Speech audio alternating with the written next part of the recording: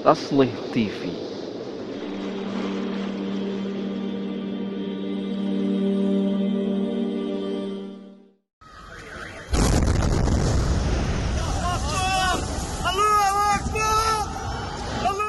Dalam Kamus Barat ada sebuah ungkapan yang disebut dengan true lies. Ungkapan ini digunakan pada fakta-fakta orisinal namun parsial alias tidak utuh. Sehingga kemudian fakta-fakta tersebut dapat dimanfaatkan untuk memperkuat sebuah teori atau pernyataan dusta dan juga bisa dimanfaatkan sebagai pembenaran terhadap perilaku zalim sekalipun. Untuk mendekatkan pemahaman tentang ungkapan true lies, maka kita coba terapkan dalam literatur Islam. Contohnya adalah jika ada seseorang menggunakan kalimat la taqrabus shalah, janganlah kalian salat atau janganlah kalian dekati salat, untuk menghalangi manusia atau untuk mencegah manusia dari salat. Kalimat tersebut benar faktanya bahwa ia adalah wahyu ilahi. Namun ia tidak utuh. Seharusnya kalimat tersebut dilengkapi dengan kalimat berikutnya. La taqrabus salata wa antum sukara.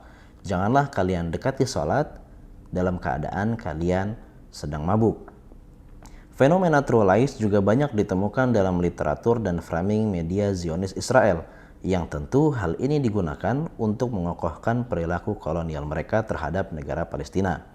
Misalnya adalah apa yang disebutkan oleh banyak literatur sejarah Zionis bahwa dahulu Titus Flavius Vespasianus adalah seorang kaisar Romawi yang datang dengan pasukannya untuk menyerang kaum Yahudi dan meruntuhkan kuil serta mengusir kaum Yahudi dari tanah Palestina.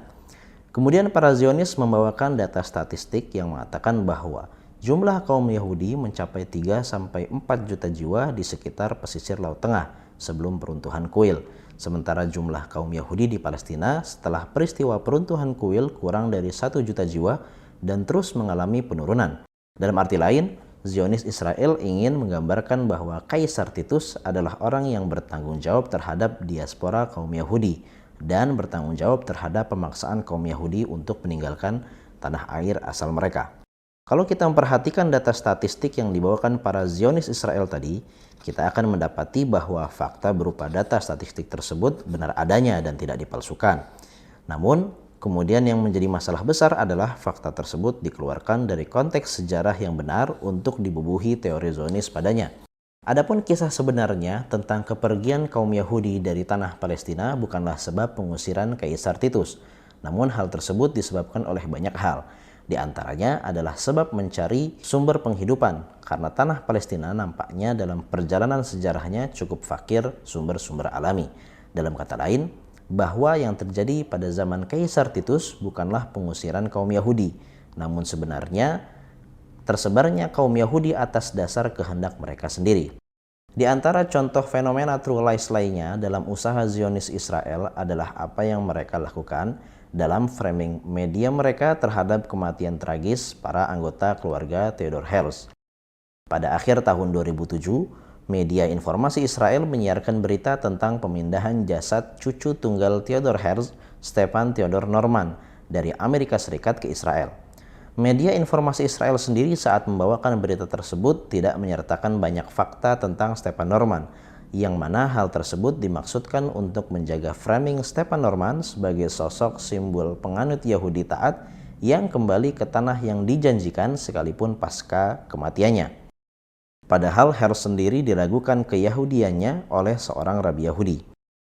Fakta lain tentang keluarga Theodor Herzl adalah bahwa Herzl tidak mengkhitan satupun anaknya, kendati khitan adalah salah satu ajaran agama Yahudi. Anak tertua dari Herzl adalah seorang perempuan bernama Paulina. Ia mengalami gangguan akal. Paulina pun pernah dicerai oleh suaminya, sehingga ia menjadi pelacur dan pecandu narkotika hingga menemui ajalnya pada tahun 1930.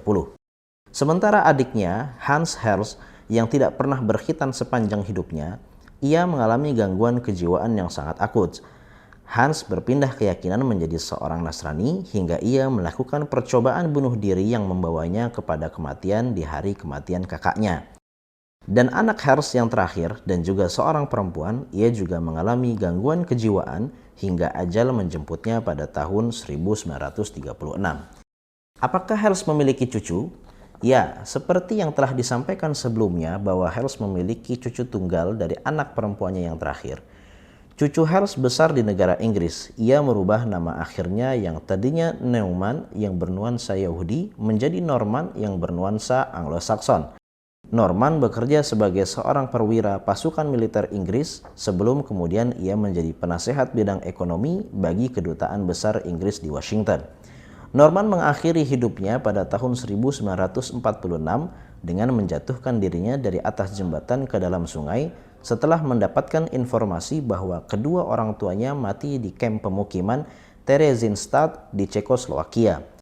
Fenomena bunuh diri para anggota keluarga Hels ini membuat lembaga pendeta Yahudi awalnya bersikap menolak pembumian jasad anggota keluarga Hels di Al-Quds, sebab syariat Yahudi mengharamkan bunuh diri dan mengkategorikannya sebagai dosa besar.